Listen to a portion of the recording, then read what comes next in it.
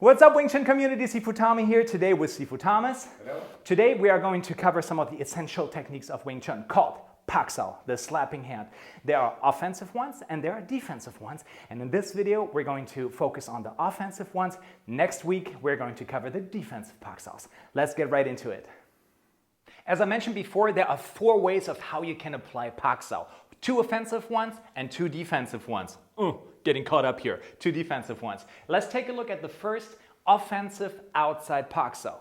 You apply it when your partner has the guards up and you are about to attack him. Yes, you are in the attacking role right now. So what you want to do from here is you want to attack his front arm. Now, I always imagine that when I practice with somebody that he's much stronger than I am. So what I try to do here when applying the Pak Sao is I try to push this arm towards his body that makes it impossible for him to hit me with this arm over here. At the same time, I penetrate his stance and I go in with a strike. Now, the Pak Sao looks as such. It begins in the center and it goes forward as such. You don't want to cross the center like crazy. You just want to make sure you go forward in a 45-degree angle, and then it looks like this. Now, you want to pay attention that you do not hit his wrist. If you do, he can bend over and hit you here. You really want to go to the center of his lower arm and push it towards his body so that even if he strikes with the right arm, it's going to have a problem there. Now, if you have somebody there who's extremely strong, then maybe you can, if you switch your side, please, if you swap your side, please, then it may be that you cannot move his arm very much, right? So if you hit him with you use the Pak Sao and you use the punch in 2 times. So you go 1 and you go punch, you go 1 and you go punch. If he's very strong, that's not going to have an effect, right? But if you use simultaneity of movement, so you go in at the same time, then this is a different story. You create that gap while at the same time applying your punch. Now, if I also step in, which means I control his leg, that makes it impossible for him to kick me, and I strike, then I have what we call 3-point control. I have the first control point at my leg, which you cannot see right now. Then we have the second control point here at the lower arm or at the elbow, and then the third one is the actual strike. So this was the first Pak Sao, the offensive outdoor Pak Sao. Now we're moving on to the second Pak Sao, which is the defensive outdoor Pak Sao. Here again, you want to have your elbow in. Why? Well, let me first explain the scenario to you. I am about to slap his arm out of the way with my offensive outdoor Pak Sao. However, as I'm trying to do this, he starts hitting me. Now, if my elbow is out, then this will open a gap for him to get me here. So I want to make sure that I keep my elbow in, and if he should hit me to the face, for example, this is what my hand is there for. If he should hit me to the throat, I have my wrist. If he should hit me to the solar plexus, then I still have my elbow. So the Pak Sao itself covers an enormous distance. The vital organs run along this line, and I want to make sure that I really protect my eyes, my nose, my throat, my solar plexus, and so forth. So when the situation looks as follows, I try to attack him, but as I do this, he attacks me. If he doesn't do that, then it should sound like this. So the Pak Sao should actually make a sound. But once he hits me and intercepts me on the way, I have to yield softly. So in Wing Chun, whenever we attack strongly. But whenever we shift our attack into a defense, it's extremely soft.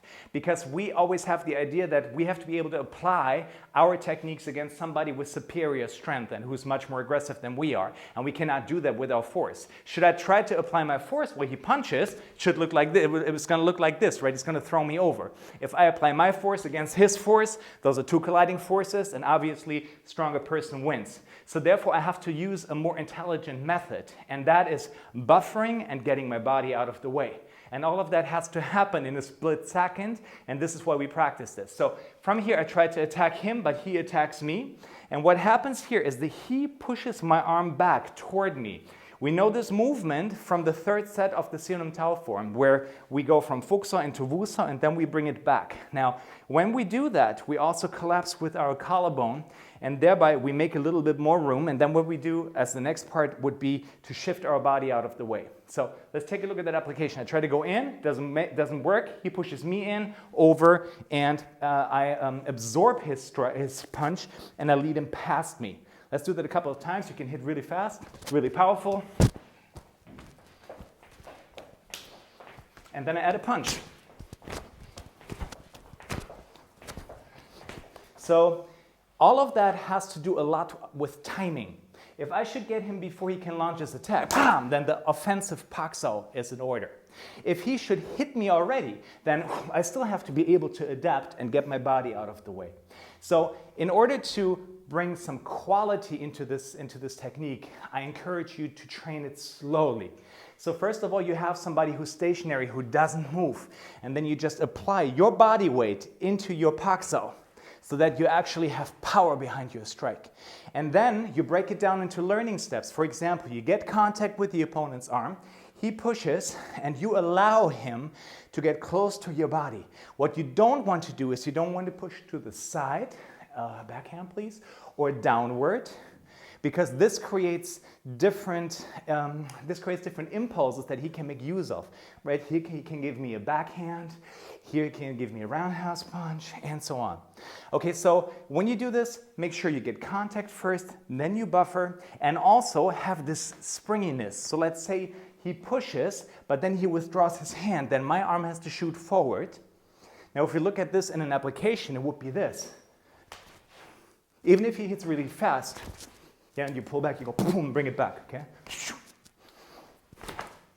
So due to the front forward pressure that I have here, my arm becomes like a steel spring, right? So I get in contact with his arm, and then the second he goes back, I actually follow him. Now, keep in mind, I still have that other hand. Yeah, what I showed you before was that I went forward with this hand, and the other one, due to the forward pressure, can now either go with this hand and control, or it can go right to the throat. Couple of applications for this.